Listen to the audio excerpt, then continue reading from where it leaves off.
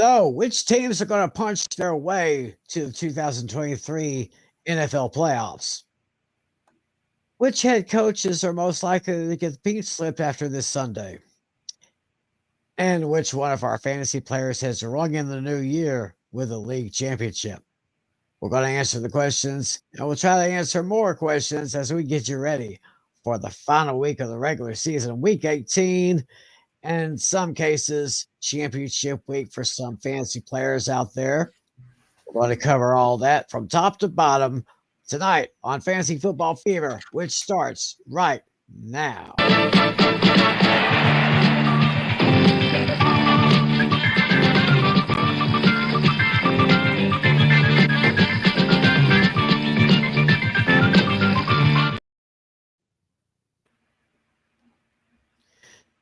Hey, hey, hey. Hello, everybody. Welcome to another edition of Fantasy Football Fever. And I should say Happy New Year because this is the first show of 2024. And specifically, it's January 5th, 2024. It's a Friday night. Great to have you all here. Hopefully, y'all know that we're on Friday nights from now. So great to have you here no matter where you're watching, how you're watching, whenever you're watching. Thanks for joining us. It's Tim McClellan here, along with Mr. John Flynn over here. Hey, hey, hey. Happy New Year. And Mr. John Natalia, our league commissioner down here. Oh. So you guys did anything special for New Year's? Nope. I didn't go out. Not too much. Just all I really did between New Year's and yesterday was redeem some rewards I had. But other than that, pretty good. Oh, that's all right. That's all right. I was thinking about going to this bar where I do karaoke, but I thought, well, no, I think I'm just gonna hang out with a couple of friends of mine. So that's what we did. We just had a few drinks and had a good time. We watched that movie, The Iron Claw. For fans of classic wrestling, that is a must-see movie. I really like it. So this is the final week of the regular season in the NFL. Yeah. For most of you fantasy players out there, this will be your championship week. We had our championship week this past week. We'll get to that a little bit later on in the show. And I've got a pretty good tough trivia question, which, well, I'm kind of starting to think it might be kind of easy for these guys. Might not be, but we'll just see what happens. But we are going to get started with some hot topics around the NFL. John Flynn, what's on your mind? Yeah, so week 18 of the NFL, we got some monster games with playoff implications, and so we can piggyback across a lot of different things, a lot of different circumstances across the NFL, but we'll do that in just in a little bit, but. I think it would be best for us because this is a fantasy football show after all to discuss some of the big performances we had from for most of you on championship week in fantasy football. So I will get those up in a second, but there was some outstanding performances from the quarterbacks this week. And I think we got to start with my guy Lamar Jackson. 321 yards passing, 5 touchdowns. He registered 36.3 fantasy points. Jordan Love had 4 total touchdowns against Minnesota on Sunday night. 256 yards passing. 28.4 points. You also had your top 5 rounded out with Justin Fields, who had a couple of touchdowns against the Falcons. Kyler Murray, who went off against the Philadelphia Eagles. The Eagles gave up 449 total yards of offense, which helped him, which helped James Conner, and And rounding out the top 5 was Joe Flacco of the Cleveland Browns, 309 yards passing and 3 touchdowns, and almost all the damage was done in the first half. Mhm. Wow. Yes. So what did you guys make of some of these performances? And I think we all did you guys all watch Joe Flacco on Thursday night against the Jets? That one I did not see. I saw the Lamar Jackson one. That was big for achieve like that. Yeah, But he wasn't the one who stood out to me. Oddly enough, the one that stood out to me was Kyron Williams. He had 3 touchdowns. So he indeed had 3 touchdowns against the New York Football Giants, and I believe he was the highest scoring player among all fantasy running backs from last week. Mm-hmm. So that was good to see from a Rams perspective, because they only won by 1 point against the Giants. So that might tell you something. Yeah. Yeah, but I mean, do you really think he had like a less than 60% chance of making it based on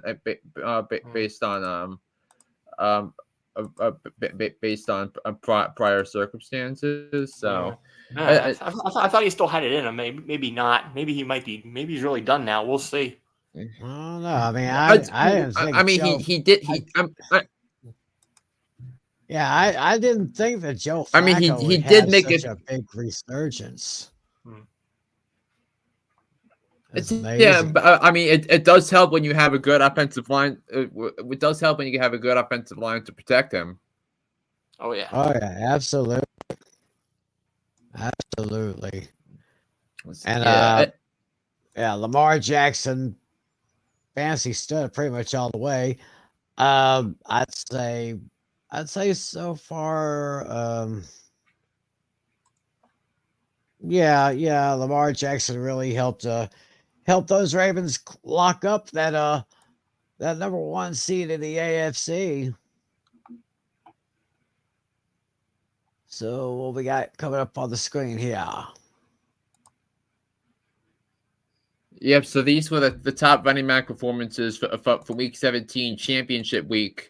In the NFL, of course, it's Kyron Williams, Isaiah Pacheco have helped big time in PPR. So did Breece Hall, who had another big showing in the PPR, because Breece Hall had 12 catches against Washington in Week 16, and he followed it up with a 9-catch performance in Week 17. So giving PPR players a lot of free points with that. James Conner, a couple of total touchdowns. Jerome Ford, a couple of touchdowns. Travis Etienne, Najee Harris, a couple of touchdowns. So it was really a good week for some of them. But if you look at rosters, I mean, look at some of the top, it was pretty bad at the top.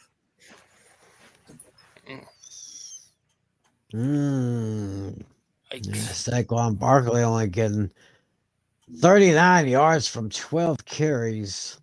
Yeah, three catches. Austin Eckler only had and of course Austin Eckler had the fumble in his game, so that didn't help. He's my fantasy dud for the season. I think Patrick Mahomes is for me, because really? Wow. Yeah, I mean, because Mahomes has been the at best a top 8, top 9, top 10 quarterback, which and he's usually the first quarterback taken. Oh yeah, I see my fantasy stud. My fantasy dud on this screen here. Only 16 carries for a total of 49 yards. I mean, this has been a total down year for Tony Pollard. Yeah, I think you were expecting with how the Cowboys constructed their roster this offseason, you figured that that it was going to take pressure off of Tony Pollard, but no, I thought the Lions did a great job holding him in check, and and that's why I think the Vikings running backs have a really bad matchup against the Lions coming up on Sunday. So Yeah. that I mean, Derrick Henry has been wobbly all year. Jahmyr Gibbs has been up and down all year. He did get hurt at one point. David Montgomery got the goal to go carries this week, in the Dallas game, but overall, there was some pretty disappointing running backs this season, and we'll look at all those in a moment. But the best wide receiver performance, there were some good ones, but number one on top of the list was CeeDee Lamb of the Dallas Cowboys, who right now would be number 2 or number 3 on my list for offensive player of the year in the NFL. Oh yeah, CeeDee Lamb this is probably his best year of his young career, and I think his stock can only go higher from here on out. Yeah, CeeDee Lamb already has 1,600 yards receiving for the season. 1,600. Yeah. Yeah, and I had CeeDee Lamb in my other league, but I was already knocked out of the playoffs before I was able to play him and cash in 40 points in the championship. So very disappointing for CeeDee Lamb. But I mean, I couldn't get it done with him. But Davante Adams, I mean, did you see the number of targets for Davante Adams? 21 targets and 13 receptions. Yeah, I mean, good golly. Let's see, DJ Moore, 9 catches, 59 yards. Jaden Reed had a couple of touchdowns. Jordan Love was dynamite on Sunday night. Yeah. Yeah. And look, you had a couple of Giants finish in the top 10 last week. Darius Slayton had a big game. Wan'Dale Robinson finally had a big game. So that was exciting to see. Each of them had a touchdown. But if you look at the disappointments at the wide receiver position in the championship, let's see, some include Stephon Diggs. Stephon Diggs had like a string of 100-yard receiving games early on in the season, but he has been proven been invisible. Same thing with Jamar Chase. I mean, didn't Jamar Chase have to leave the game early in the So yeah, I believe he did. Yes, I think that's why Chris Olave was a dud, even though the Saints demolished the Buccaneers on the road on last week. That kept the Saints in the playoff discussion. Yeah. But yeah, but you had that. T. Higgins only had 1 catch. Wow. Jordan Addison, who I thought was going to go off this week, only had 3 catches for 28 yards. So that was very, very disappointing on that level.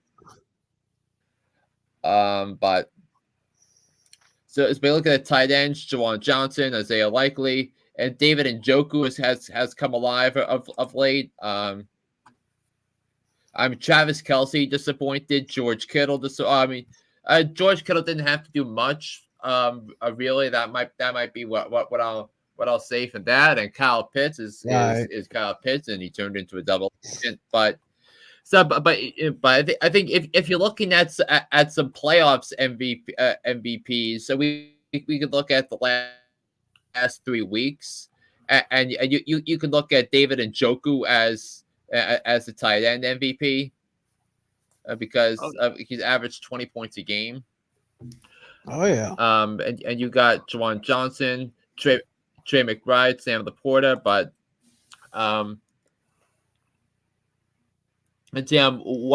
wide receiver MVP obviously you got CeeDee Lamb, and you got Amon-Ra St. Brown, Amari Cooper, George Pickens came alive during the fantasy playoffs this season. obviously Christian McCaffrey and Breece Hall came on strong at the end because of all the catches he had. But so Breece Hall saved you if you were in a PPR league, or PPR Oh, saved yeah. you when it came to Breece Hall. And then the MVP, obviously Lamar Jackson, who might be the NFL MVP himself, when it's all said and done here. So I think that's been Joe great. Flacco could possibly be a dark horse for comeback player of the year. I know it might actually be a 2-horse race between him and DeMar Hamlin. And it's been more than a year now since the DeMar Hamlin. Yeah, the only problem with that, the way I look at comeback player of the year, you have to actually play. That's the way I look at it. Hamlin only has this season 1 tackle. That's it. So I don't think he's eligible. I think you have to physically have the aspect of playing. But I think the voters. I mean, because it was such one of the big stories in all of news, not just entertainment, politics, and weather. So, for many people, that was the big story. The first week of the year, and like the media was so infatuated. By the way, the media, the Associated Press, votes on the award, but I do see the Joe Flacco and DeMar Hamlin as the top 2 for comeback player of the year. I have to agree with that. Yeah. So, but if I were a voter, I would have to pick Flacco because he did the physical aspect of playing. Right. DeMar Hamlin. I don't think Hamlin really was on the field that much this year. Barely. He's had one tackle to date this season.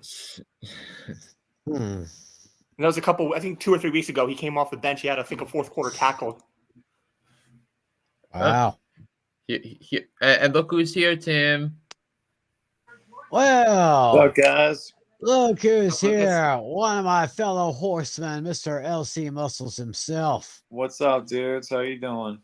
Not too bad. We are doing okay. We got Mr. LC Muscles here. Well, I guess as you can see from his little name there. Description. The little description there. It kind of gives the thing away. Yep.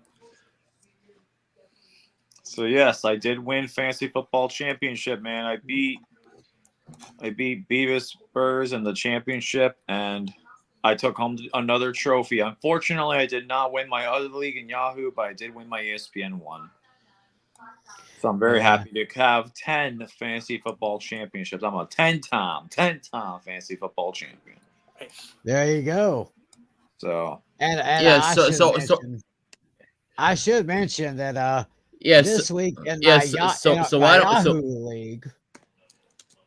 Oh, I was saying in my Yahoo league, I'm facing Andrew St. Clair in our championship matchup.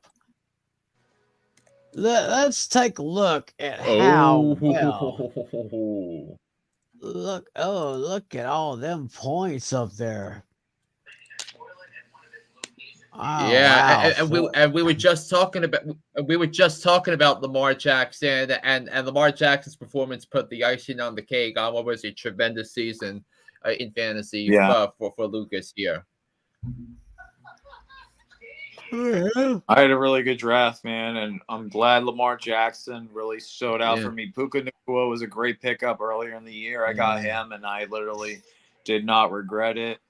And most of my picks that I really had, realistically, were fantastic, pretty much. You had Zamir White, who came in as the backup for the past couple of games. James Conner, underrated, man, especially a former Pittsburgh Steeler. And overall, I had some great picks. The only one that realistically was a big disappointment in my Yahoo league was Travis Kelce. He cost me a championship. But overall, though, I had a really good year, though. And then Mark Andrews getting hurt, getting likely right away. That was very smart move by you, and I knew I wasn't, and I knew I wanted Isaiah Likely, but I chose not to because I had Travis Kelce. So I don't think so. And because I had a surplus of wide receivers on the on my rosters, I didn't have any use for him, but it was good. It was a good use for somebody who needed a tight end, and Isaiah Likely came a monster in the championships and in the fantasy playoffs and down the stretch of the season. Yeah, I'd have to say that Isaiah Likely is probably one of the best young tight ends in the league right now. He's I can see him becoming a really big star in the next year or so. Puka Nacua is probably going to be the next big wide receiver. Oh, yeah, agreed, 100%. 100%. He has done so well for those Rams this year. Yeah, his stock will be rising in the next year. Wasn't he undrafted, if I'm not mistaken?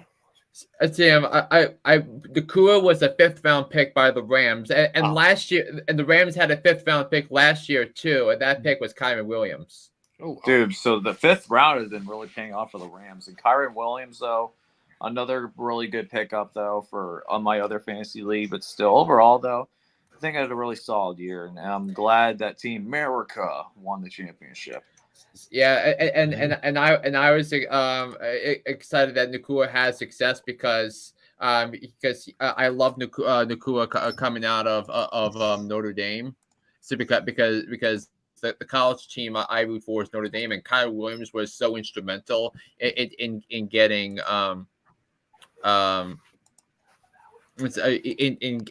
getting Notre Dame to the college football playoff 3 years ago.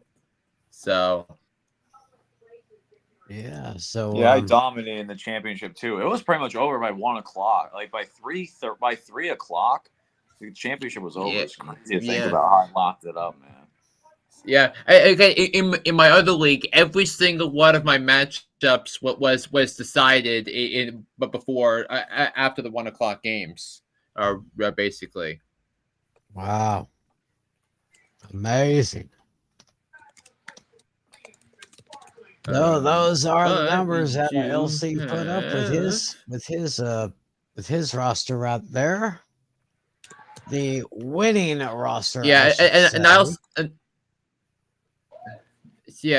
also want to make sure we compare and contrast what Lucas had to what Dino had, because it was a blowout, 175.84 to 112.48, and Dino's strategy to victory never took off. And so he didn't have the monster performance from somebody he was looking for. I mean, earlier in the show we talked about Derrick Henry being a dud this week, George Kittle being a dud this week. So those were disappointing for him, but. Yeah, let's see. Let's see what kind of statistics their bench players had. I don't have them on my screen here. Yeah, I have them here. You see them? Okay. Oh yeah, we got Baker Mayfield 20.26 left on the table. Yeah, Jaden Reed. Ooh. That had to hurt. 26.9 left on the table there. Yeah, but I think the thing was, even if Dino pushed all the right buttons, it still would not have been enough to overcome Lamar Jackson and James Conner and Puka Nacua and Isaiah Likely. So right. So Tim, I think with that in mind, and with Lucas here, do you want to share the graphic you guys created? Yeah, let's go ahead and share that right now. I guess we'll have our commissioner make the proclamation. All right, so take it away. All right. Yeah, with that being said, folks, this actually, with this being week 18, this brings the fantasy football season to a close. But that does not mean we are done yet. No. We will guide you through We won't talk about it yet, but eventually we will. You know where I'm going with this, Tim. Oh yes, I think I know where we're going. You know where we're going, Flynn? Yeah. We're going there. We're gonna get there soon. Yeah. Yeah, Don't worry, we'll guide you through there. And those of you folks who are playing Week 18 games, you guys are freaks, but we still love you just the same. But with that being said, from myself and everybody else, Lucas, congratulations on winning your debut here. I gotta say, very impressive. You were coming into the last week of the season. There's a possibility you weren't going to make the playoffs, but you pushed through, man. I got to give you a lot of credit. You made the playoffs with a 7-7 record. Not only that, you won the championship. That is extremely rare. We had, I believe, a 5th seed facing a 6th seed. Another rare feat you don't see that often. Right. Sure, maybe you've seen a 5th seed and a 6th seed winning, but playing together in a championship, you don't see that very often. So yeah, great job, Lucas. I gotta give you a lot of credit. Thank you, man. Appreciate it. And also thank you, Lucas, for doing this because we were looking for ways to make our league more competitive this year, and I think bringing you aboard most definitely made it happen because we had some that were not really competitive. Not really competitive. It was like a 2 or 3 man show. I think it turned out to be a 4-man show at the end, but it was tight. It was tight throughout, but getting to the playoffs, and then I believe you knocked me out last week, and then and then you rode that to a championship. Yeah, this is why I organize the divisions the way I organize it. I like to have a competitive. Like I had basically all of us who made the playoffs last year in one division. I wanted it to be stacked. I wanted it to be the battle of the ages, basically. Yeah. And I do my draft order based on where we finish in the league the previous season. Yes. So I think essentially, since the worst statistically, unfortunately, even though he didn't have the worst record per se, technically, when you do the consolation round, Alex had the worst overall record, so he has the number 1 pick next season. Yeah. All right. Okay. So that means if you go reverse order, technically, then that means that Lucas would be 10th, Dino would be 9th, and then so on and so forth. Yeah, and I do have the final standings in our league right here. So, it's about as competitive as I can make it. Probably get all the people who made the playoffs last year in the same division, whatnot. Yeah. So I'm 5th. So basically, I applied for some organization. So the top 5 standings. Yeah. So basically, the top 5 will be the division for next season, and then the other 5 that will be the other division. So it'll be me. It's gonna be a nightmare. So me, beat Dino. So go ahead. Tiny Tim, John Flynn, and Natalie. And me. Basically, all the people that are in this room right now will be in the division next season together. I like that. Wow.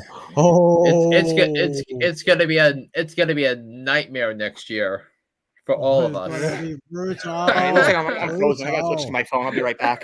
I'm frozen. Oh my gosh. Be right back.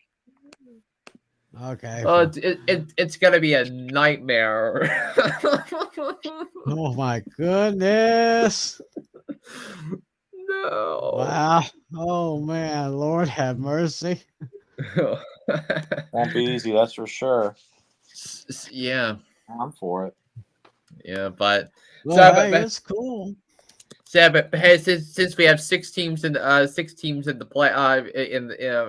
playoffs, that it feels like I'll be with that. We'll all be in the conversation for wild cards. True. Yeah. You can't beat that. Yeah. Yeah. Yeah. That is. Yeah. So I think once Natalie gets back, I think we can. Oh, here he is. Okay, there we go. Nice. Yeah, for some reason my laptop only lasts so long when I'm on this video thing. It eventually freezes like after 30 minutes for some reason every time. Wow. Wow. What kind of software do you got? This is just a Chromebook, so maybe that's why. So it's very inexpensive. That might be the case. Right. Yeah, I was trying to say before. Like, I try to do different ideas every year.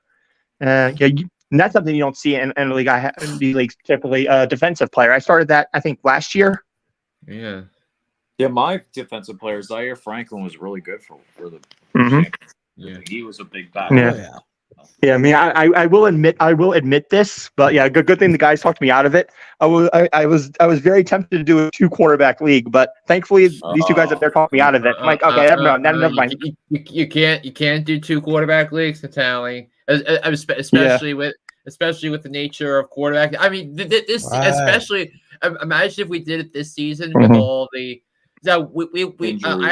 I probably would have been taking Josh Allen and Jalen Hurts with my first 2 picks if that were the case. Because I'm open to new ideas. I try something new I try to do something new every year if I could. Yeah, like my very first year, I didn't really know what I was doing, but yeah, Flynn and Tim basically walked me through everything, and yeah, they made it better. It's been better every year since. Yeah, I was a little all over the place the first year, but it got better over time. Yeah. I remember the first time I ran a fantasy football league. I was like the commissioner. I created a custom league. I didn't know the difference between custom and league manager on ESPN. Right. So I had like a lot. It was 2 quarterbacks. Was it 2 quarterbacks? No, it was 1 quarterback because it was a 16-team league. I had a punter, I had a head coach on my fantasy team. So like, I'm like, oh my gosh! How do you get points for a head coach? The head coach catches the ball out of bounds or something? 1 point. Yes, up, Tim. Let me play it. Hello. You play to win the game. So if the coach of the team wins, you win. Interesting. I never heard of any scenario like that. Yeah, no, right? Yeah, that's interesting to say the least. Anyway, let me highlight this thing here. We have Daniel Berry Sports Highlights. He's watching us. How you doing, Daniel? Great to have you here. Spread the word. Get the word out. We're here on Friday nights now. So, Friday nights from now through the end of August, I think. Yeah, pretty much. We'll have plenty of off-season content. We'll get into that. Yeah. We'll get into that another day, though. Yeah, but I know, and before we let you, because we had some hot topics, and I want to start okay about another game, but before we let you go, we need the temperature of the Pittsburgh Steelers fan going into tomorrow night's matchup against the Baltimore Ravens with Lamar Jackson out.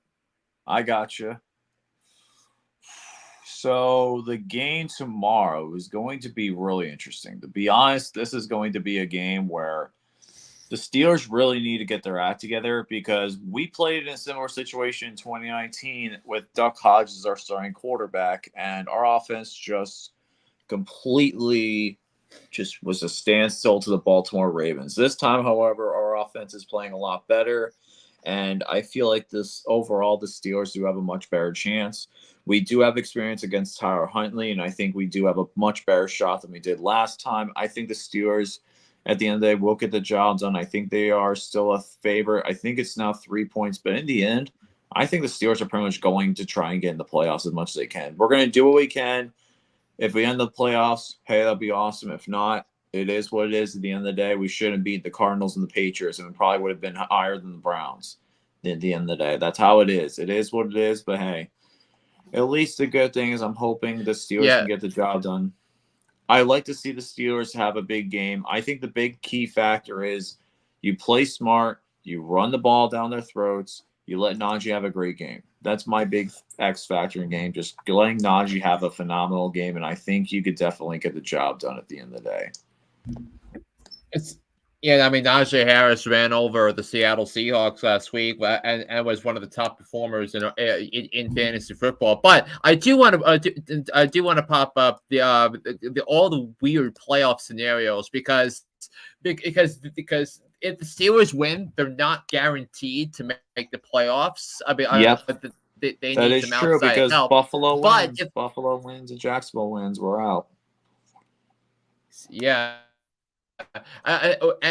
Or if the Steelers wind up losing, they could still make the playoffs, but it would just be really tough to do it. So because you need Jacksonville to lose, you need to lose or tie. I think the Bills one to loss lose and the Bills and the Jaguars. We need one of those two teams to lose. Yeah.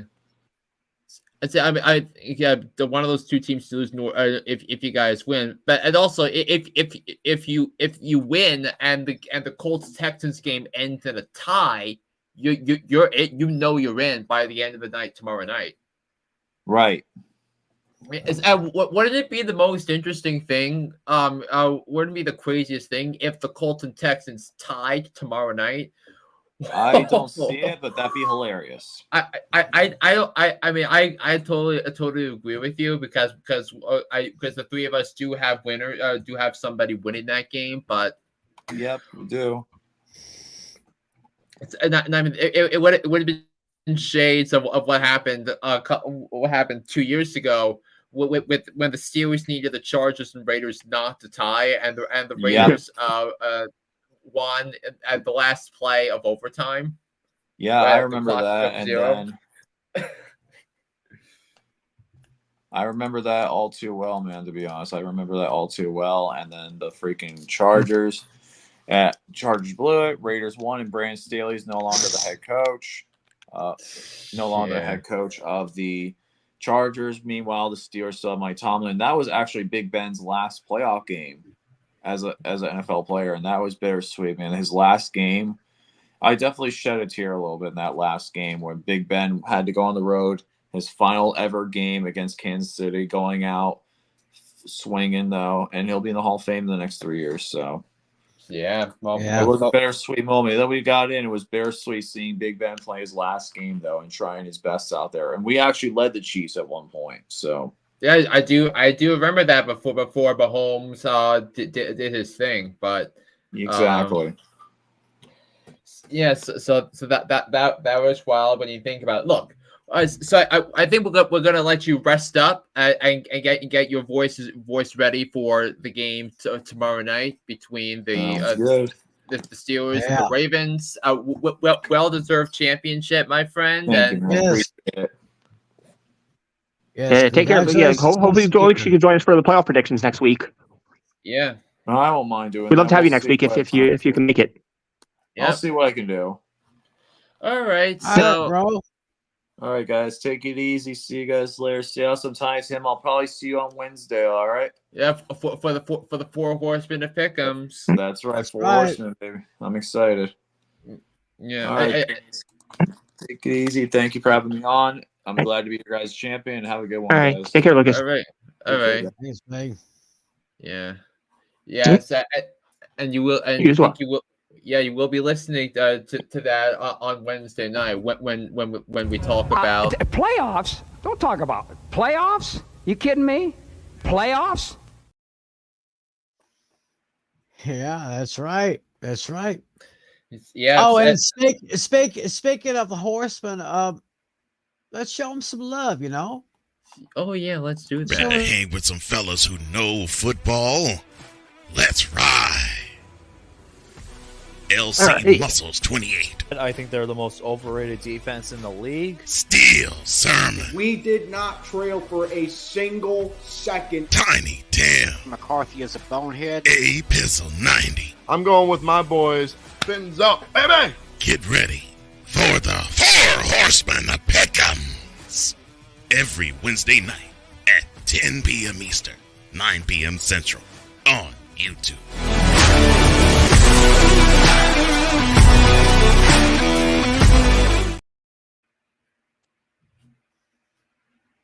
Yep, that's right. Four Horsemen Pick'ems Wednesdays.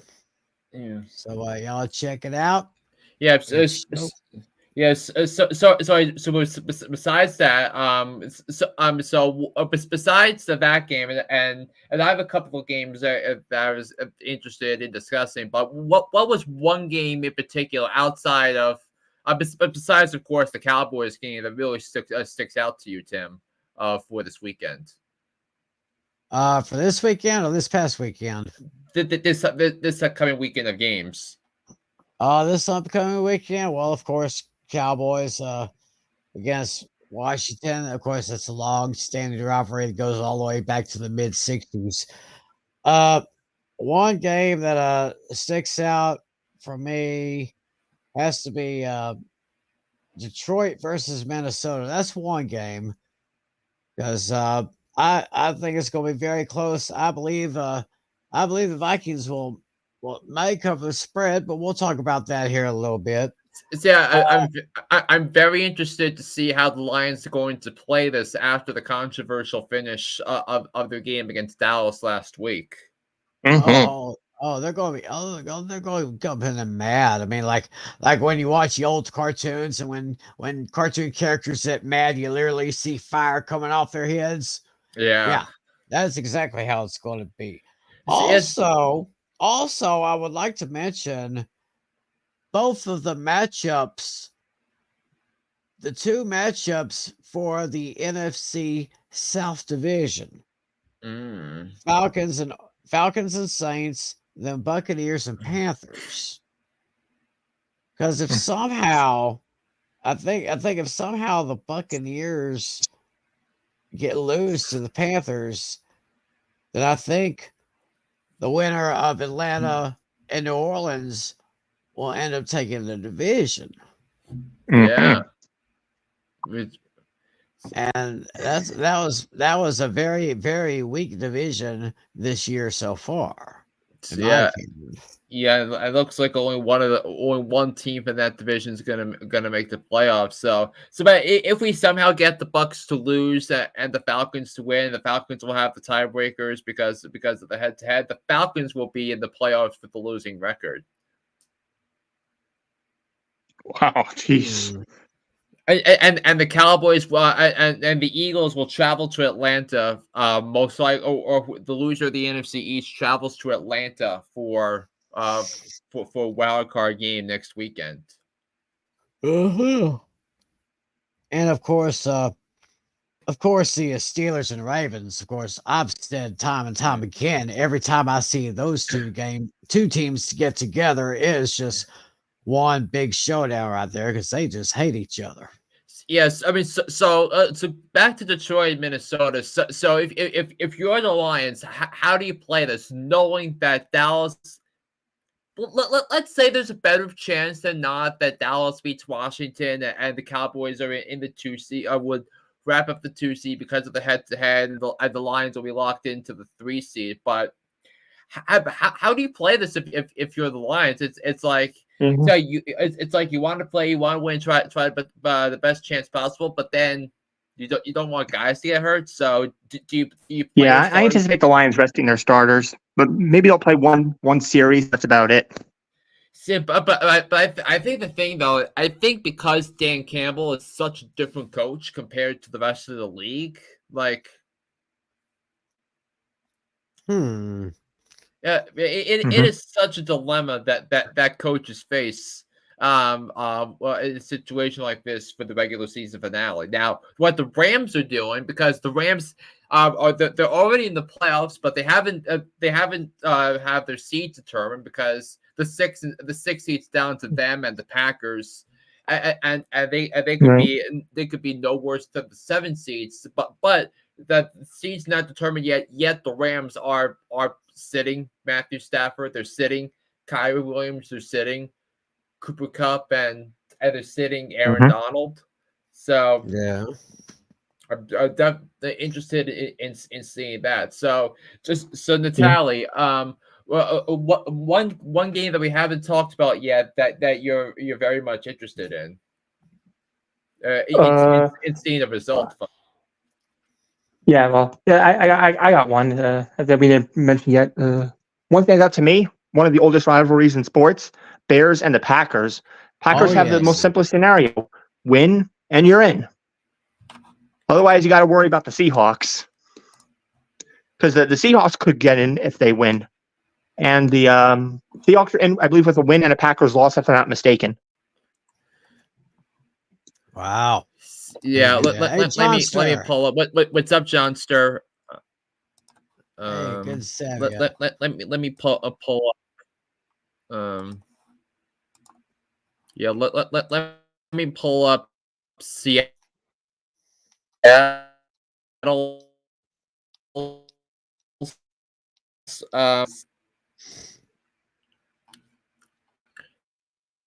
Yeah, let me pull up Seattle's scenario.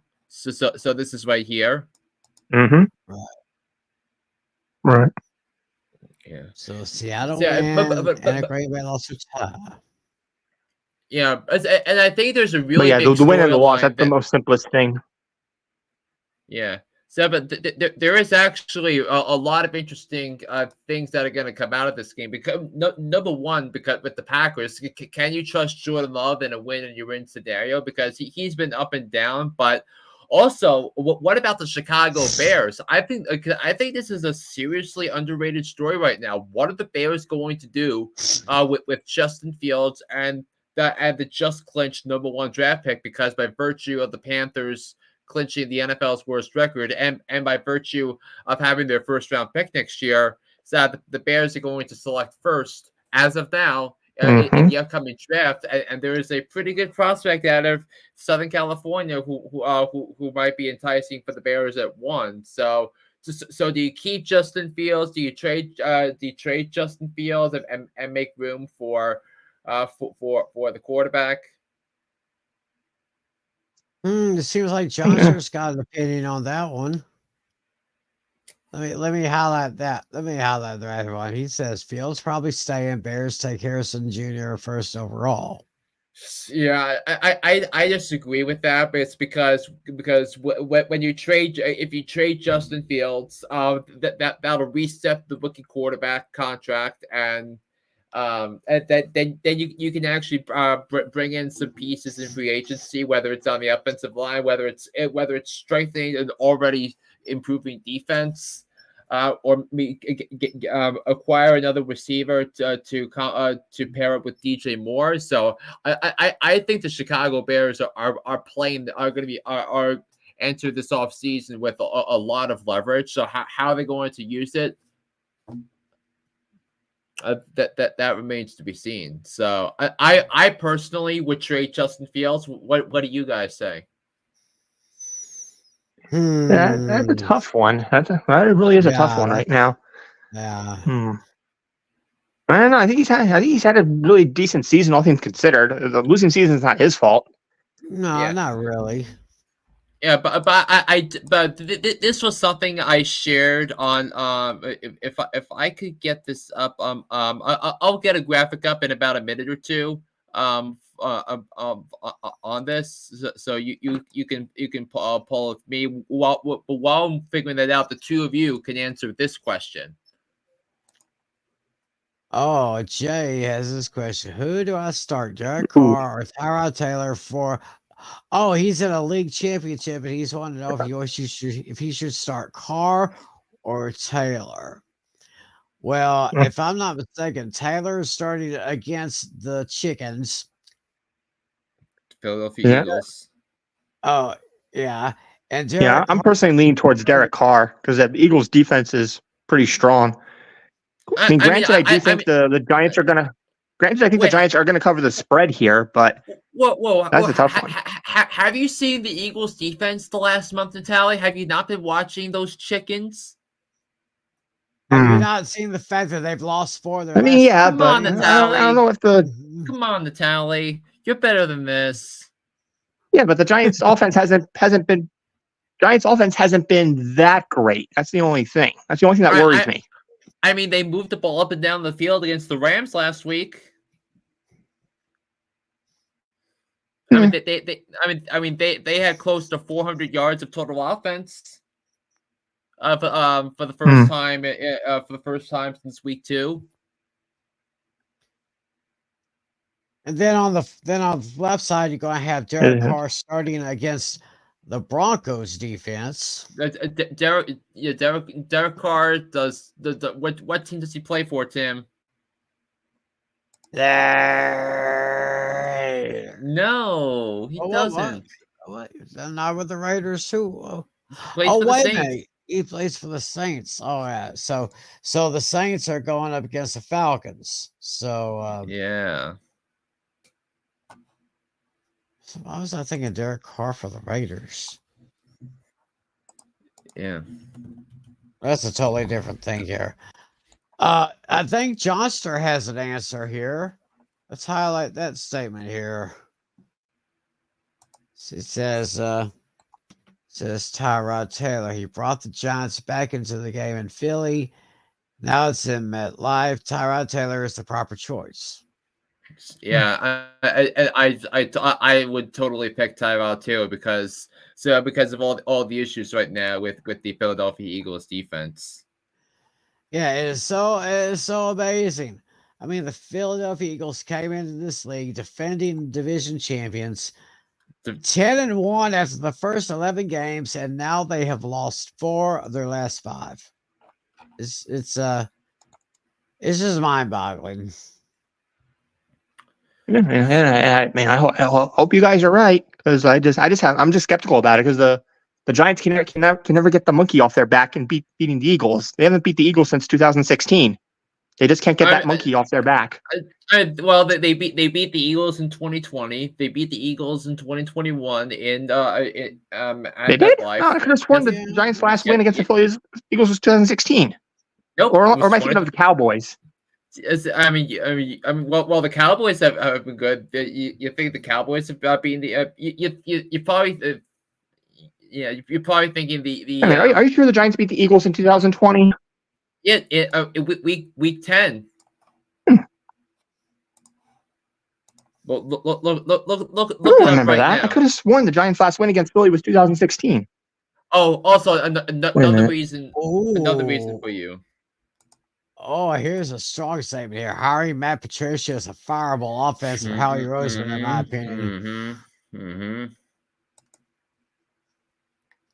Because nobody really liked Matt Patricia as a head coach. So yeah, it's I mean Matt Patricia can't coach his way out of a paper bag. I mean, and yeah, but anyway, but before we were talking about that, we were talking about Justin Fields and his trade value. So for my podcast socials yesterday, I posted this following graphic about Justin Fields and his stats for this year, and I compared and contrasted it to Lamar Jackson. So what do you guys think in terms of how much value you can get back for Justin Fields, who is quite talented?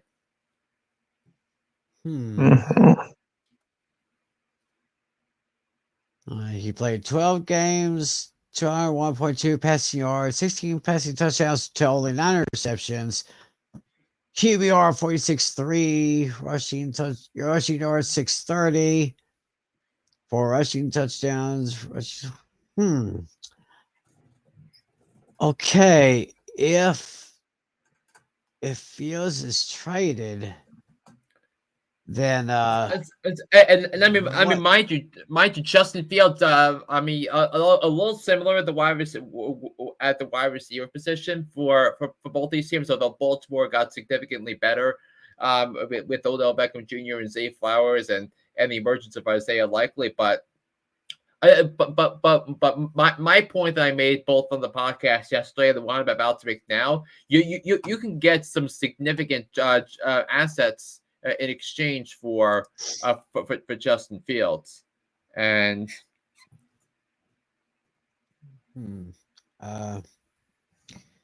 I suppose. I mean, I mean, I can't really make a call. I mean,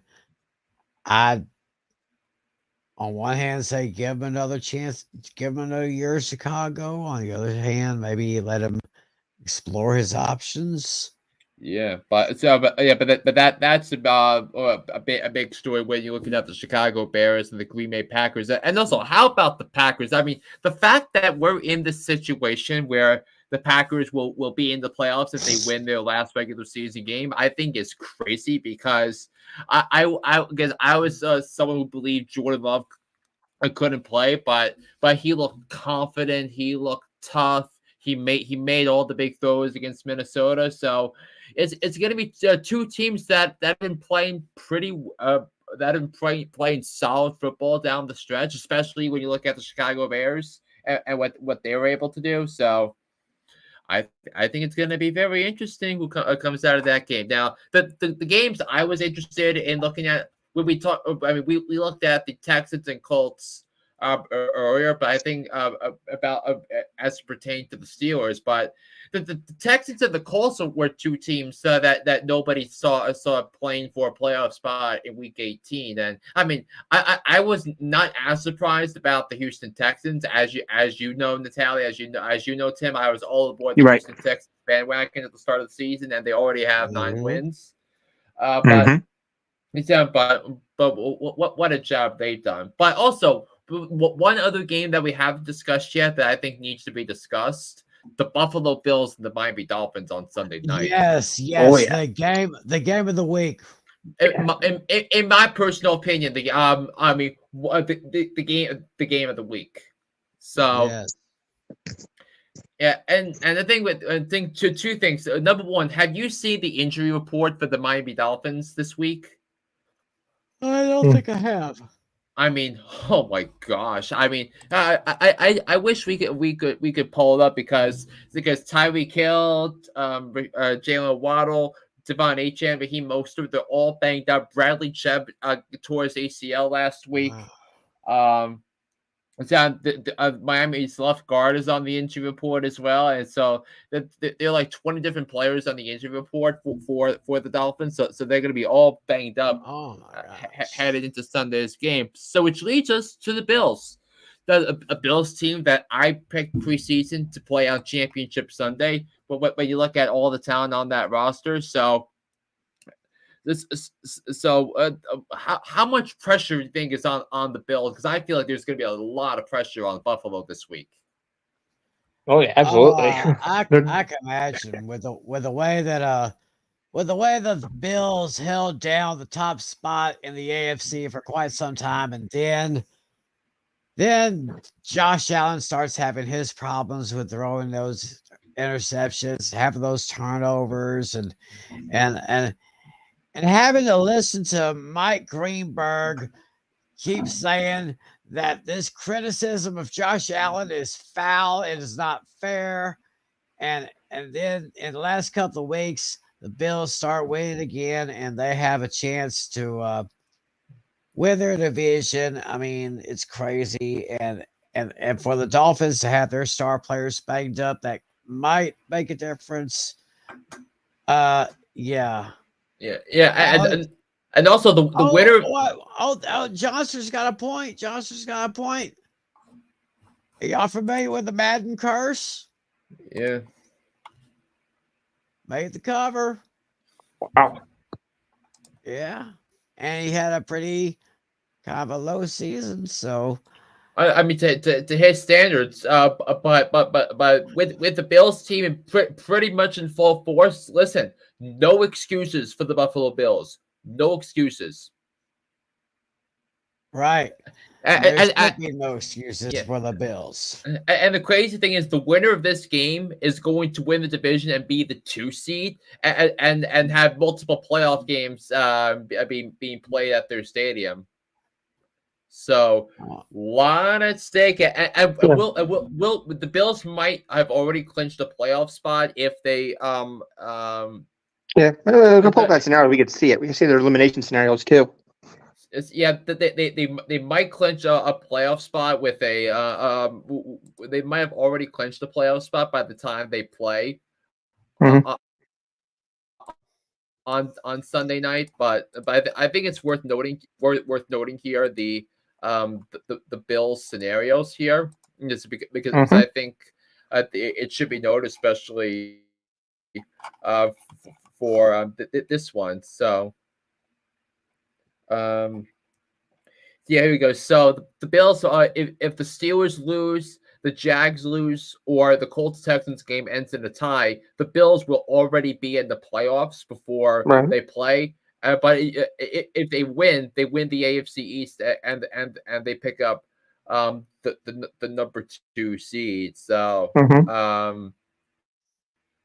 but of course there is of course an elimination scenario for Buffalo is that if somebody wins the Colts Texans game, and if the Steelers beat Baltimore, if the Jags beat Tennessee, the Bills are going to be playing for their season on Sunday night. That if they lose, the season's over. Yeah, I think that scenario is actually very plausible. One of the all-time colossal failures. Wow, it is very plausible when you think about it. Very plausible, I do have Pittsburgh winning. Yeah. I do have all these 3 teams losing, but do I have Buffalo losing? That's the key. Yeah, right. I think there's going to be a scenario where you might have an immense amount of pressure here for at the end of the day. Yeah, that's true.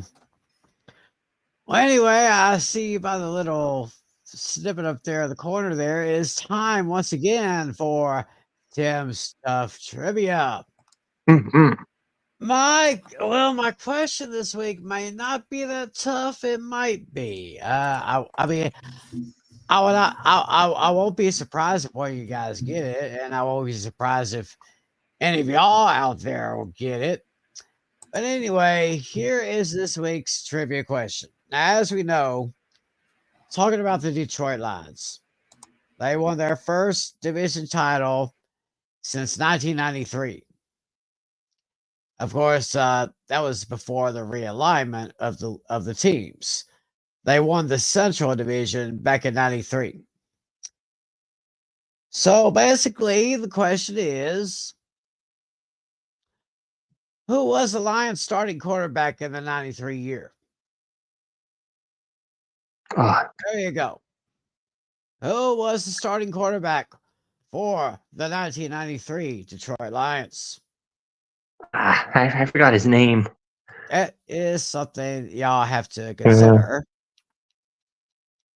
Well, let y'all think about that. And while y'all think about that, I think we got to think about well, first we have to think about Flynn having frozen up and temporarily out of water, but of course he'll be making a return to the show here.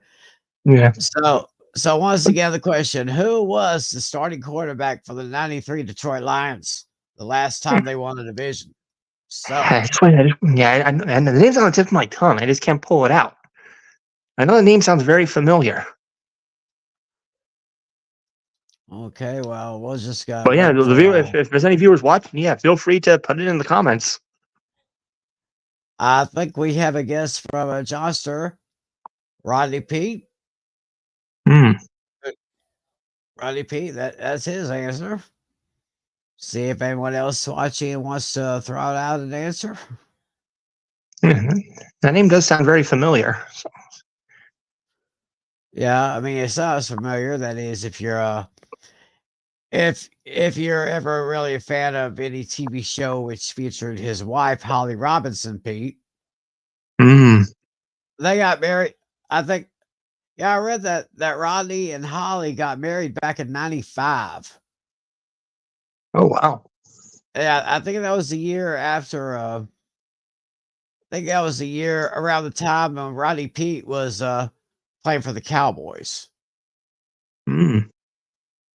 Yeah, he was Troy Aikman's backup in the 95 year after they had Brady Kosar for basically the last half of their season when Troy Aikman had those that concussion issue.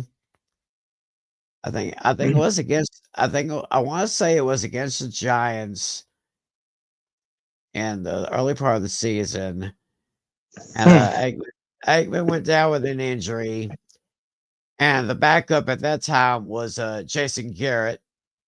Right. And Garrett led to a win, but the very next week they had to go out and find another quarterback. And then just one day after the Browns released Brady Kosar, the Cowboys picked him up.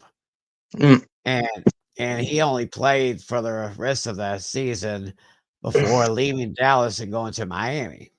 Right. So okay, there's Flynn. There's Flynn back here. Yes. So I lost internet connection as you were reading the question. So can you repeat that? Your trivia question. Yeah. The trivia question was, we know that the Lions' last division championship was back in 1993. Question is, who was the starting quarterback? Oh gosh. So we've already had one guess from Johnster, a very familiar name, Rodney Peete. So while we let everybody else think about the answer to that question, I think it's time we go to our picks. What do you say? Yeah, we will go into my picks first for starts and sits for the upcoming. Yeah, I was about to say that we should probably do Flynn's final start and sit-ems for the season. Oh yes. If you guys are playing Week 18 games, yeah, you guys are freaks, but we love you just the same. But listen to Flynn; he's got the inside scoop here. Okay, starting quarterback. My starting quarterback of the week is my guy Justin Fields of the Chicago Bears, going up to Green Bay to take on the Packers. And we talked a little bit about Justin Fields earlier in the program, but I think Justin Fields against that Packers defense, I think is a really enticing matchup. Now, the Packers defense did play well against Minnesota, but for some odd reason, the Vikings decided to start Jaron Hall as the quarterback, which made absolutely no sense. I think Justin Fields is going to tear apart that Packers defense. I think is gonna have a big day on Sunday. My starting running back of the week is James Cook of the Buffalo Bills, going in the game against the Miami Dolphins. Because look, I think when we saw how vital it's been for the Bills to run the football over the last several weeks. And James Cook had a bit of a down week last week after a couple of great performances in weeks 15 and 16. I think gets back to that. I think the Bills are going to be a run first team against Miami, so I think it's going to be we're going to go. I say for the Bills, let James Cook. My starting wide receiver of the week is Nico Collins of the Houston Texans, going up against the Indianapolis Colts. Now the Texans are banged up with injuries at the wide receiver position, but Nico Collins has been looking at a 30% target share of in recent weeks. So I think Nico Collins is going to be primed for a lot of reliable targets here from CJ Stroud. Like I'm thinking 10 catches. I'm Saturday thinking 120 yards. So I think that's 20 points right there. So I like his matchup for the Houston Texans. My starting tight end of the week is Gerald Everett of the LA Chargers, going up against the Kansas City Chiefs. Now I'm saying, whoa, Gerald Everett, but the Chargers have nobody left. So who is Easton Stick going to throw the ball to? Gerald Everett. So I think you might have catches by default. My starting defense / special teams of the week is the New England Patriots defense / special teams, going up against the Jets. Now, I think I just think that the Jets have nailed it in. I think that the Jets to me quit on Robert Saleh, and this Patriots defense has been underrated all year, but their offense has been so bad that they're 4-12 right now. So with that in mind, the Patriots defense / special teams is my choice here for that. And my starting kicker of the week is Matt Gay for the Indianapolis Colts. I think it's that the Colts-Texans game is going to be a back and forth affair, and I think the Colts are going to need some field goals late to stay in or a chance to win. So I like his matchup. My sits of the week Tua Tagovailoa for the Miami Dolphins against the Buffalo Bills. We saw what Tua has done against good defenses all year. Spoiler alert, it hasn't been good. The Bills are another good talent defense. I think it's going to be going and Tua might be without his top two. His top two receivers are questionable. His top two running backs are questionable. So what is Tua supposed to do? Run the ball? My running back sets of the week are Elijah Mitchell and Jordan Mason of the San Francisco 49ers going up against the Rams. Now, Christian McCaffrey is not playing for the San Francisco 49ers on Sunday, obviously, because they've locked up the 1 seed. Their sights are set on the playoffs. But I think it. I don't know who Shanahan's going to trust to run the football. And the split might be inconsistent, so I wouldn't touch those guys if I were you. My wide receiver sit of the week is going to be Drake London of the Atlanta Falcons going up against the Saints. I think this has been a puzzling situation all year with Drake London because. That's because of the weird usage of him and the weird usage of offensive players this year by Arthur Smith, and that's ultimately what I think is going to be his undoing. If he, and I believe he's going to get fired if the Falcons don't make the playoffs coming up this Monday.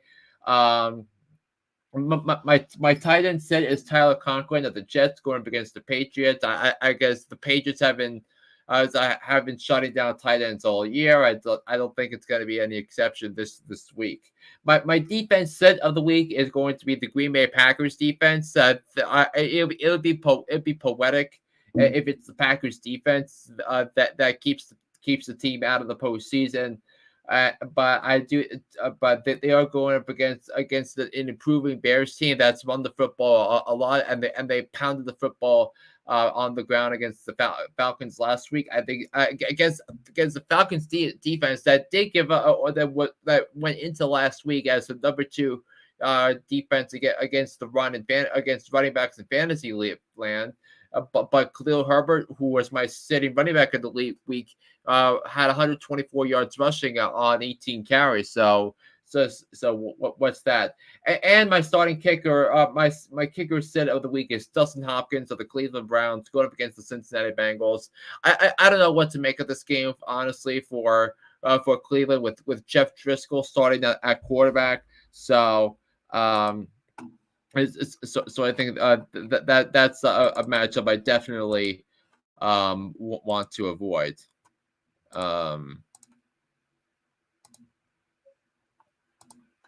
All right. Well, there you go. There's your starts and sits for week 18. So for you playing in their fantasy league championships, you might want to take notes of those players right now. And I guess now we will go ahead and get to the week 18 points. Like, we're going to the games, picking the spreads. And let's go ahead and pop that one up right now. There we go. So last week, Flynn and Natalie tied with a record of 12-4, while I came in at 11-5. Against the spread, I took the top honor with a 9-6-1. Flynn had 7-8-1. Natalie had 6-9-1. So after 17 weeks of competition, I have the overall lead as far as the straight up wins with 165-91. Flynn has 163-93, and Natalie at 160-96. So far this season against the spread, I'm on top, 135, 116-5. Natalie is second with 131, 120-5. And Flynn with 129, 122-5. So as we now take a look at our week 18 matchups, we have a couple of Saturday specials here. Starting in Baltimore, where it's that big matchup that I always love to see. Love to see it twice a year. It's the Steelers and the Ravens playing in Baltimore. where the Steelers have a 3.5 point spread advantage, or they're picked about 3.5. We are unanimous with taking the Steelers with the win. Flynn is taking the Steelers with the win, but with the Ravens, he is taking the points. Mm-hmm. I think Tyler Huntley, who is one of the most underrated backups in the league. I think he's going to make it a close game. All righty then. We are unanimous with Houston going into Colts land and taking down Indianapolis. Houston is only picked by 1. We have the Texans covering and winning, as well as we are same win boat with Tampa Bay traveling to Carolina, taking on the Packers, where the Buccaneers are 4.5 point favorites. We all pick and cover with the Buccaneers. Once again, the Battle of Ohio. It's Cleveland and Cincinnati. Bengals picked by 7. I am taking the Bengals to win straight up. Natalie and Flynn are taking. What's that? Yeah. We actually just should clarify something here because Johnston writes a comment. So how do you tie on the spread without a game ending in a tie? So last week the Colts were favored by 3.0 points against the Raiders. The Colts wound up winning by 3 points. So when that happens, it's a push, as we call it. Okay, so that basically clarifies. I was kind of thinking the same thing myself. So yeah, and we and Tim and I had the lock of the week with the Bucks over the Panthers. Yep, that's right. Once again, we all picking the Bengals to win. I'm taking the Bengals with a straight up win. Italian Flynn taking the Bengals with the win, with the Browns with points. Yeah, that seemed a little generous. I mean, despite the Browns most likely resting their starters, I still think the Bengals are. I still think it's going to be a competitive game. Yeah, but similar to what Baltimore has, and this is gonna be the same thing with Kansas City and San Francisco because they've already locked up seats. You won't be able to rest everybody because you need to have 46 players active. So not everybody. I mean, obviously, you look at Mahomes, who's not playing. You look at Lamar Jackson, who's not playing, and same thing with Joe Flacco and Brock Purdy and Matthew Stafford. Those guys aren't playing. The guys you want to sit out because, especially for the non-San Francisco Baltimore teams who have to play next week, you want to have them on 2 weeks of rest in the playoffs. But yeah, but anyway.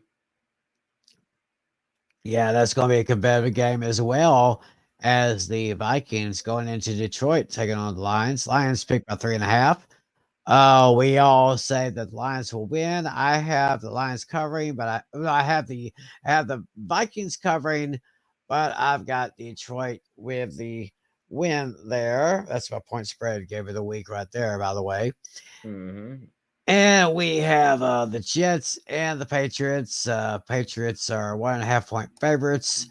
We all agree that the Patriots will win and cover on that one. And this is myself and Flynn's, I think, garbage game of the week. Correct, Flynn? Yeah. I mean, if there's a game this week that deserves that title and not just by the tally standards, it's this one. Yep.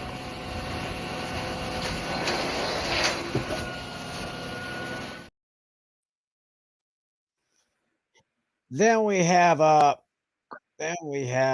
Atlanta Falcons and New Orleans Saints at the Superdome. Saints picked by 3.5. We are taking the Saints to win and cover on that one.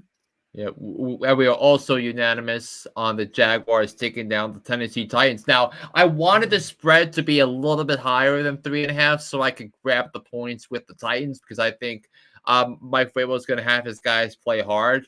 But I just think with Tannehill starting over Will Levis, I think that's where hope goes to die. If you're rooting for the Titans, I'm looking at the Bills fans, looking at the Colts or the Texans fans. I'm looking at the Steelers fans. So, I think that's going to be the one period of pause I have. All right. We have the Seahawks going into Arizona taking on the Cardinals. Seahawks are picked by 3.5.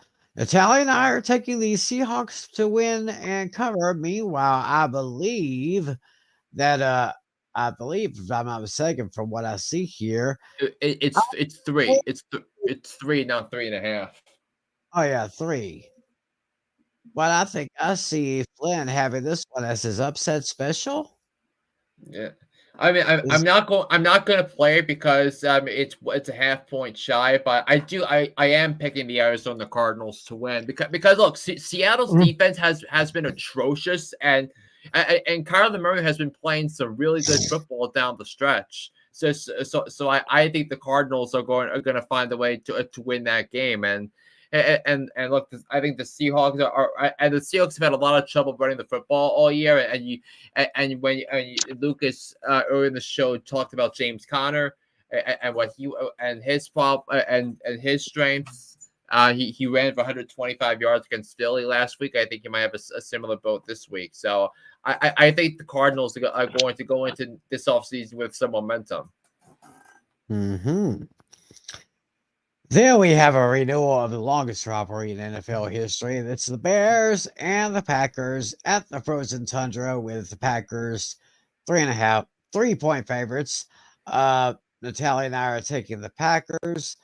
Flynn's got the Bears getting. Wow, Flynn's eliminating the Packers from the playoffs altogether. Interesting. Mm-hmm. Very indeed. Let me see what this what this is. Yeah, but if the Packers don't win, they need Seattle, they need either Tampa or New Orleans and Minnesota to lose. So yes, I would have the Packers knocked out of the playoffs, because I think thing you don't realize is that the Bears have been the number 1 scoring defense in the NFL over the last 6 weeks. Right. I mean, so who's who gets the final playoff spot then on your bracket here? I mean, hold on. That's a good question because I need to figure this one out, because I have the Vikings losing, I have the Seahawks losing, I have the Packers losing. That's a good question. Wait, we might have to go to the playoff machine. Yeah. I think I'm still on here. Let me see if I could pull up a playoff machine here if I can.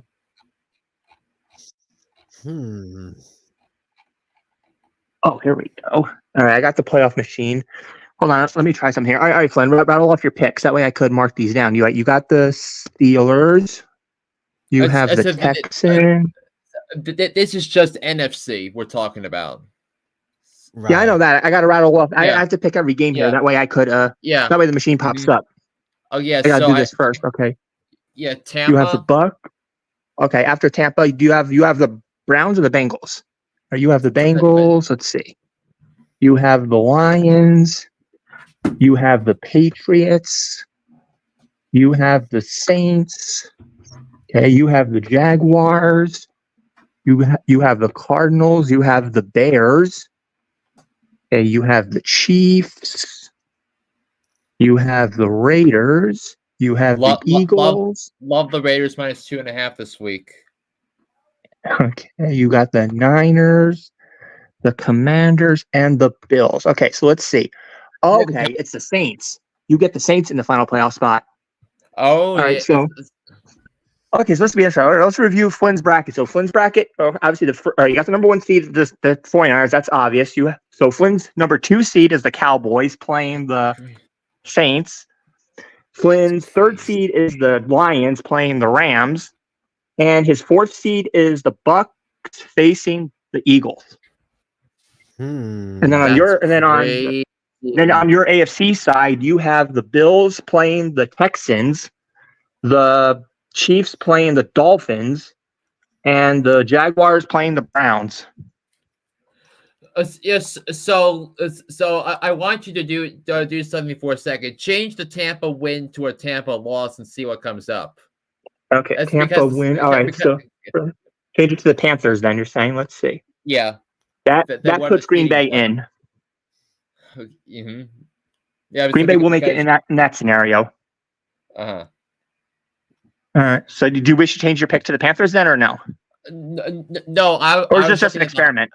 I was looking at the hypothetical. Okay, so it's an experiment. Wow. Alrighty. So wouldn't that be interesting? If all my picks verified, we'd have two teams in the NFC South making the playoffs. All right. I'm gonna check Tim's scenario now. Let's see what happens with Tim's bracket. All right, he's got the Steelers. Okay, he's got the Texans. He's got the Bucks. He's got the Bengals. He's got the Lions. It looks like we all have similar picks here. Let's see. You got the Lions. He's got the Patriots there. The Saints. Okay, he's got the Jaguars there. All right, he's got the Seahawks. He's got Green Bay.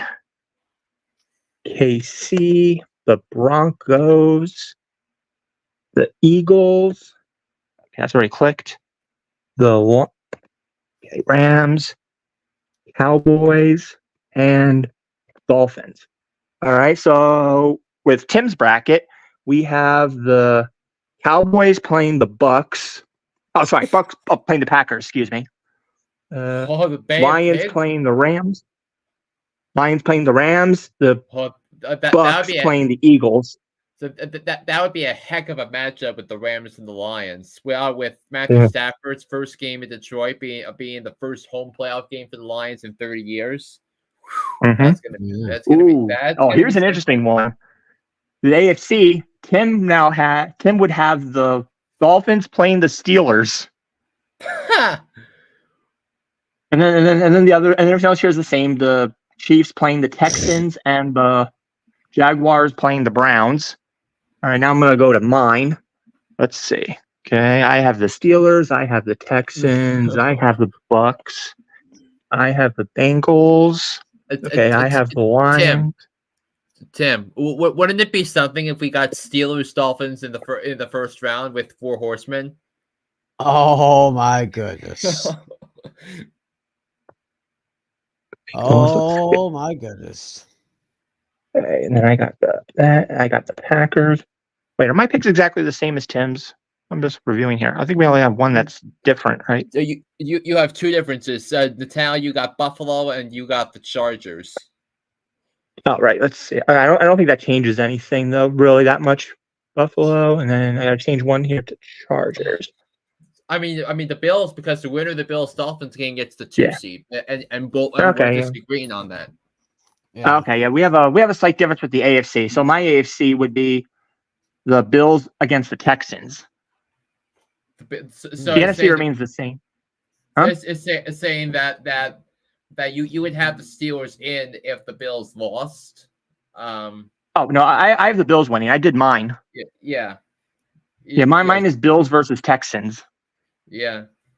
Tim has Bills versus Dolphins versus Steelers. Well, that would be interesting.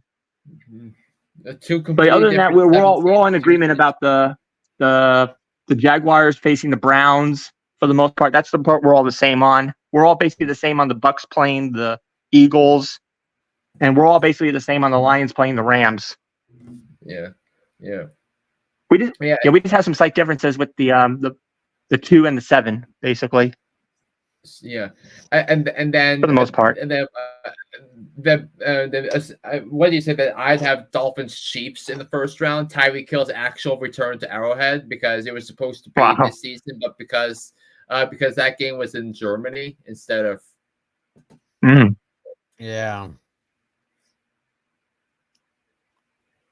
All right, now we got the playoff machine out of the way. I guess we could resume where we left off. I think we left off on the Packers and the Bears. Yeah.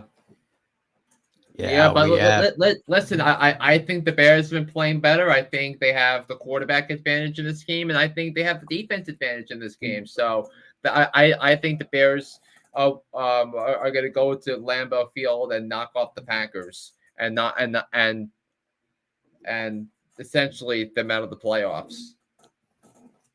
All right. Yeah, I was going to say, if you guys want to play with the machine, it's ESPN.com/NFL/playoff/machine. There you go. There you go. Put it over there. That's the website. I don't know if you guys can see that or not. Yeah. But you know what I mean, there we go. Yep, that's how it looks. That's what it looks like. So y'all check. Yeah, so y'all check it out. Now we go ESPN.com/NFL. Yeah. Okay. Now we go to Los Angeles at SoFi, where the Chiefs will be playing against the Chargers. Chargers are 3.5-point favorites. Flynn and I are taking the Chiefs, while Natalie's taking the Chargers. But I'm not really enthusiastic about this as an upset special because nobody has anything to play for, really, except for franchise pride. So I'm not going to ring off the upset special graphic for that horn for that. Right. We have the other AFC West matchup, the Broncos and the Raiders. Raiders are 2.5-point favorites in this one. Natalia and I are taking the Broncos. Flynn is taking the Raiders. Yeah, I think the Raiders are playing hard, and I think the Broncos have quit, honestly. So that's why I'm taking. I mean, which is crazy because you've known my stance on the Raiders as an organization. The Raiders are the less dysfunctional organization right now in this game. We have the Eagles and the Giants over at MetLife Stadium. Eagles are 5.5-point favorites. All of us are taking the Eagles, but all of us think that the Giants can cover. Yeah, they've been trying. They've been really trying lately. So yeah, which is why you don't fire Brian Dable. Right, exactly. Not that it ever crossed anybody's mind, but I do think though Kafka and Magani might be on the hot seat. Yeah, but more importantly, Bobby Johnson, the offensive line coach, who needs to go. Right. We have the LA Rams going into San Francisco to face the Niners, who are 4-point favorites. Flynn is taking the Niners to win. He's got the Rams to cover. Natalie and I are both taking the Rams, and this is my upset special.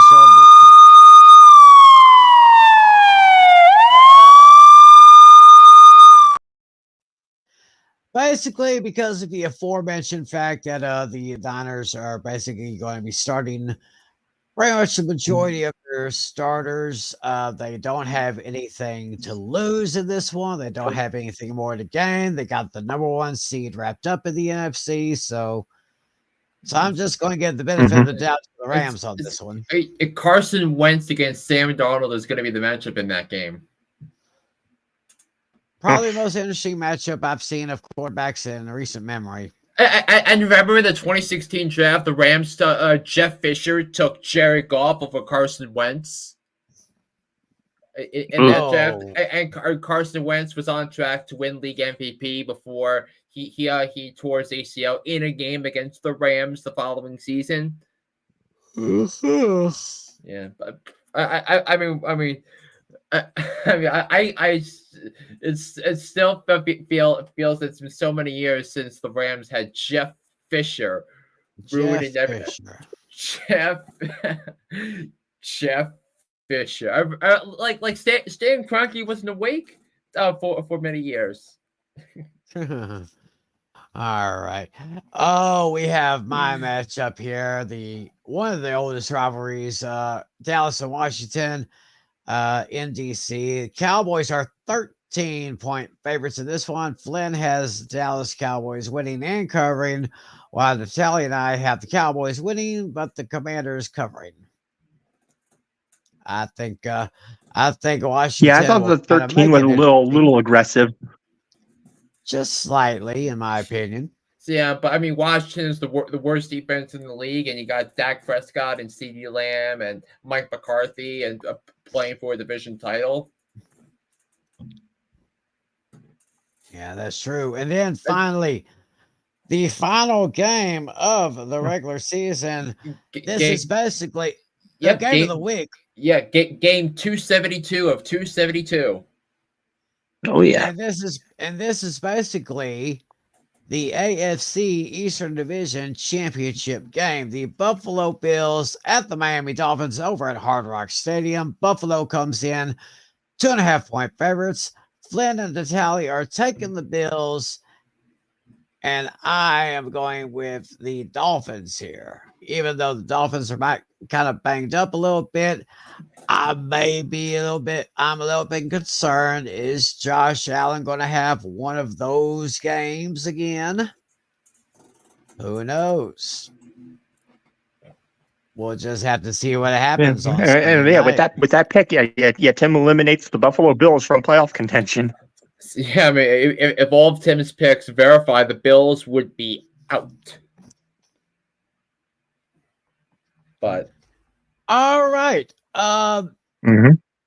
I actually would like to add one little thing to this show.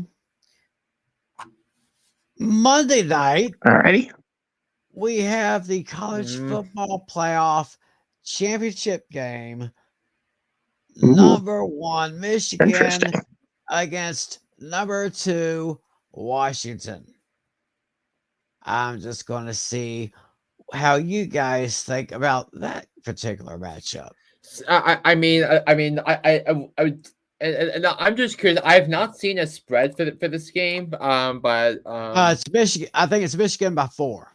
I think 4 is too little. I mean, did you see Washington's defense in the game against Texas? I mean, I did. I mean, Quinn Ewers was just aside from the mistakes, I thought he was tearing apart that defense in the second half. I mean, leading to wide open coverages, allowing them to make a lot of big plays down the field, and that's that. And if it wasn't for Steve Sarkisian's weird play calling on that last sequence of the game, where they had 4 downs to get it in from the 12-yard line, if it wasn't for that, then Washington would have lost, and Texas would have been to the championship. So, but I just mean JJ McCarthy, I think, is going to rip apart that Washington secondary, which has been atrocious. I mean, this is one of the worst college football playoff defenses I've ever seen. And the way Michigan plays with their offensive lines, that they're running the football, and JJ McCarthy throwing the ball, I think it's going to be a nightmare. I think they're going to win this game by at least 15 points. So I'm going to take Michigan to roll here over Washington. I am actually going to go with Michigan, even though I think Washington is going to make it very interesting with their offense. The way they really took care of my Longhorn defense. And it was just a pain for me to watch that game, I'm telling you right now.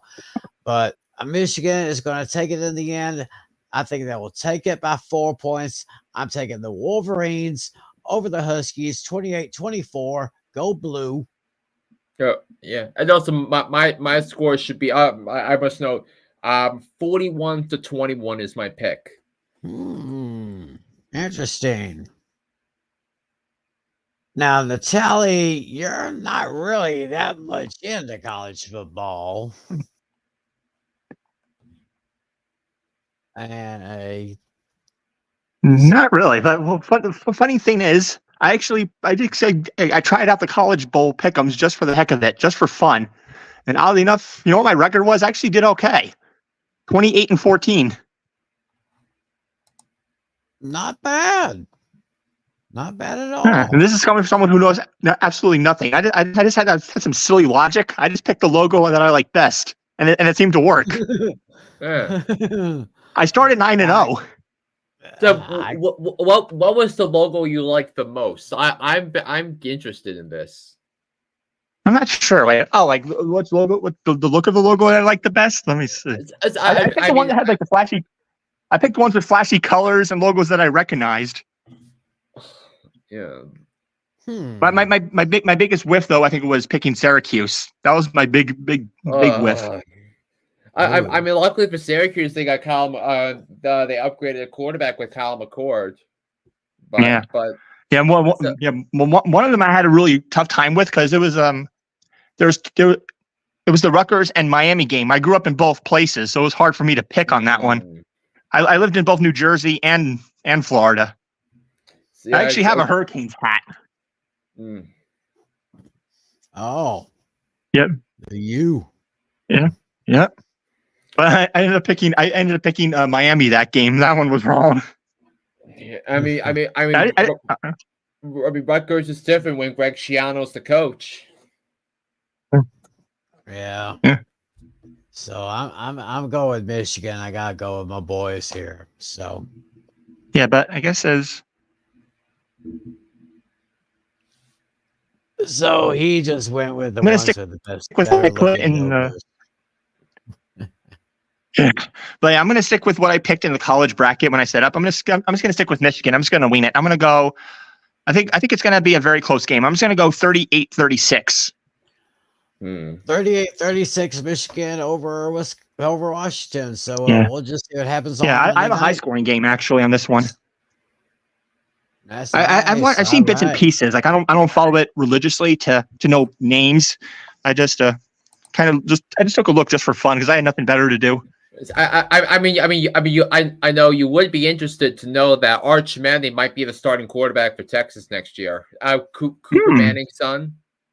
Oh wow! It's because Archie had Cooper before Peyton and Eli. So the oldest grandchild could be Texas's starting quarterback next year. Oh, nice. Yeah, I think the year his recruiting year, I think he was the number one recruit in the country. So. Well, that does it. I still can't believe I started 9-0. I'm impressed. Someone who knows nothing about it. The first 9 games, I went 9-0. Yeah, and overall, you've done great there. So yeah. Well, anyway, it's time to answer the trivia question this evening. The question, of course, was the Lions won their first division since 1993. The question was, who was the starting quarterback for the Lions in 1993? Yeah. So you got me. You got me on this one. I got nothing, Tim. I was like 7, so I wouldn't have thought I was 6. No, I was 7. I wouldn't know this. Well, actually, Johnster, he had the correct answer. Oh wow. Rodney Peete. Yeah, Rodney Peete was the starting quarterback for the Lions in 93. They finished with a record of 10-6, won the NFC Central Division before they started realigning the teams. However, they would lose in the wild card playoffs against their division rival, the Green Bay Packers, by a score of 28-24. And I remember the very next year, Rodney Peete left Detroit and he ended up playing with Dallas, being a backup to Troy Aikman after they had let go of Bernie Kosar. So was he like their third string quarterback because they also had Jason Garrett that year? Well, before they got Pete, that year Aikman got hurt. I want to say it was against the Giants. I can't remember. He was in a game. They knocked him down, and Aikman had to go out of the game because of concussion. The backup at the time was Jason Garrett. He led the Cowboys to a victory, But then the very next week, after Kozar was released by the Browns, they signed him. He stayed with the Cowboys for the rest of the year. Then he left to go to Miami. And I think that's when we got Rodney Peete from Detroit. So it's like a fourth string quarterback, basically. He was second string. He kept Jason Garrett on third string. So Johnston had the right answer there. So I'll give some points for Johnston for giving that one. But unfortunately for Flynn and Natalie, I award you no points, and may God have mercy on your soul. Yeah.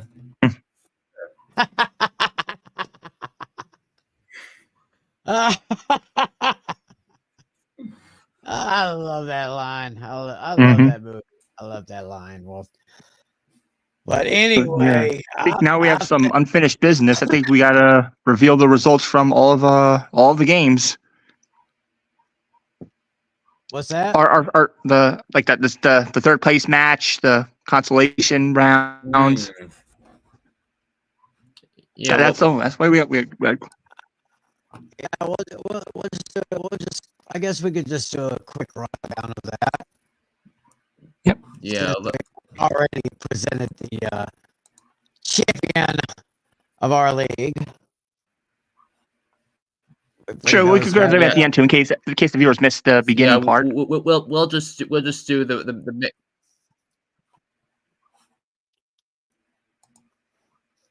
Yeah, we'll just let's go down to the regular scoreboard so we can see it.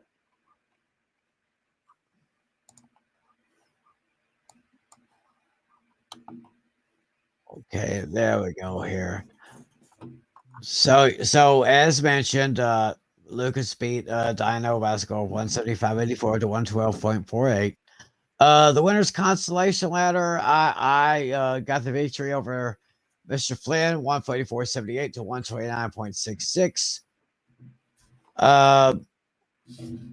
Mr. Natali beat Adam Oliver by a score of 155.98 to 129.5. And the consolation ladder, it was David getting the win over Casey, 123.3 to 80.4. And the Georgia Crushers, that was Andrew St. Clair beat Alex Putnam by a score of 164.16 to 127.2. So those were pretty much the final matchups for our league. And once again, congratulations to Lucas for being our league champion. It was a great year for our league. And of course, as I say every year at this time, let's do it again. Oh, yeah, absolutely. And yeah, just because this was the last week of Fantasy Football Fever, we're not done. We're going to guide you through, even though it's not quote unquote playoffs yet. Playoffs? Don't talk about it. Playoffs? You kidding me? Playoffs? Well, Jim Mora, we got news for you. We are going to be talking about that next week. Yeah, we will next week. And I know that after Sunday, there may be at least one or two more head coaches that are going to get the pink slip. Oh, yeah. So next week, when we talk about our playoffs, I think we should go ahead and do a comparison of the coaches that have been fired compared to who we thought was going to be on the hot seat when we did that list last summer. Oh, yeah. Yeah, I still have that, so. We'll still talk about that. We'll talk about the playoff matchups and we could probably compare our original Super Bowl prediction to see if we wish to change it or make any changes if needed. I can't remember if we ever recorded that or we just wrote it down ourselves. Yes, I recorded it. I have it on record here. Yeah, so. I know. I obviously have to change mine. The team I picked to win it all is not even in the playoffs. Well, I obviously have to change mine. Mine was Bengals over the Eagles. I got my preseason picks written down somewhere. I just have to find it. Yeah, I have them here. So might as well. Let's just review it for old time's sake. I already know mine is a bust. Yes. So NFC East. I had Dallas. The two of you had Philly. We all had Detroit. We all had New Orleans. That's still possible. We all had San Francisco. In terms of the playoffs, I had the Eagles as a wild card, while both of you had Dallas. Still possible. Natalia and I had the Panthers in making the playoffs. Jeez. So while Tim had the Vikings, very very slim. And then I had the Seahawks. Natalia had the New York Football Giants, and Tim had the Atlanta Falcons as playoff team. So in the AFC East, we all had Buffalo. Natalia and I had Cincinnati, while Tim had Pittsburgh. So we all had Jacksonville. We all had Kansas City winning their divisions. We all had the Jets as a playoff team. Both of you had Denver as a playoff team. That didn't work out. I had Cleveland. Told you they were making the playoffs. Tim had Cincy. I had Pittsburgh. Natalia had Miami.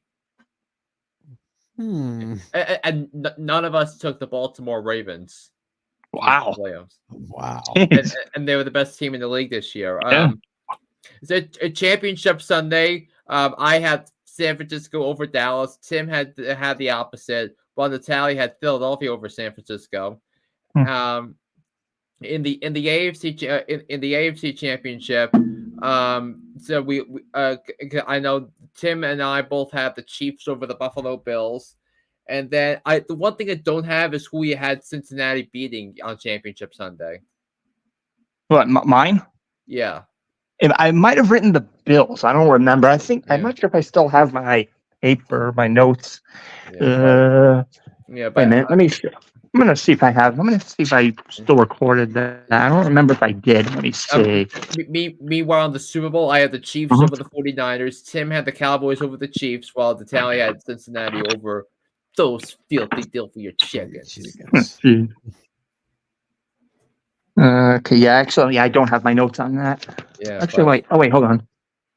Oh, I do have my notes. Let's see. NFC. Okay. Okay. My AFC Conference Championship was Chiefs versing the Bengals. Yeah. Chiefs Bengals. Mm-hmm. Well, obviously one of them isn't happening. Right. And the Bengals was my biggest bust of the season. Yeah, well. But I think all of us had the Bengals in the playoffs, right? Did all of us put the Bengals in the playoffs, or is it just me? No, we all had to. I mean, we all had Cincinnati making the playoffs. But Tim and I had Cincinnati winning the division. But that was the one division I did not feel great about going into the season. So that's a big because I knew something was off in training camp with this Bengals team because with Joe Burrow's initial injury, because I think it was the calf strain, so that kept him preseason games. By the way, Joe Burrow has never played a preseason game before. Oh wow, interesting. So that's because you have 1 year because of COVID, another because of an ACL recovery, the other two because of other injuries. Right. Well, what a difference. Well, baby, just 17 weeks going into 18 weeks right now. And playoffs starting very soon. So we're getting down to the nitty-gritty, I got to tell you. And so with that, I think we'll go ahead and put a close to this edition of Fantasy Football Fever. Thank all you guys for watching. For those of you playing in your championship matches in your league, make those decisions. Remember our startups and setups for this week. They may help you right there. And don't forget about Hooked on Sports with John Flynn. Yep. Be sure to Be sure to look them up wherever you get your podcasts. Look for Hooked on Sports. Yeah, and we have some behind the scenes videos we have a behind the scenes video of the podcast from Thursday, and there's an episode going up on Saturday morning, which I'm gonna be editing after this. So definitely want to just stick around for it. All right. And thanks once again to our great commissioner, John Natale, for another great season. Oh, yeah, absolutely. Thank you guys for doing this. Yeah, and we got to do it again next year, you know. Oh, yeah.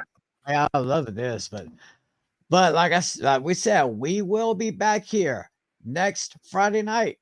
We're going to talk the first round. We're going to look at the first round of the playoffs, Super Wild Card Weekend. There has been so many great, crazy moments in Wild Card Week history. Mm-hmm. Could there be more? There could be. So we'll be talking about that next week. We'll talk about the coaches that got their pink slips, and we'll have some other stuff too. So thank you guys for joining us. Enjoy week 18 of the NFL. Good luck in your championships and your leagues. And that's going to do it for us. For John Natale, for John Flynn, I'm Tim McClellan. Thanks for watching us. Enjoy the games. God bless you all. And as always, be a good sport. See ya.